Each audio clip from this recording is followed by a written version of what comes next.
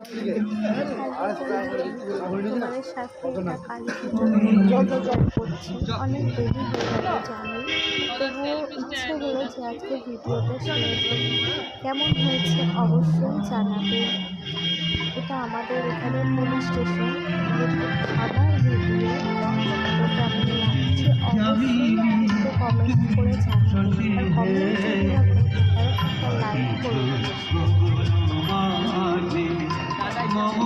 সরসিতে তব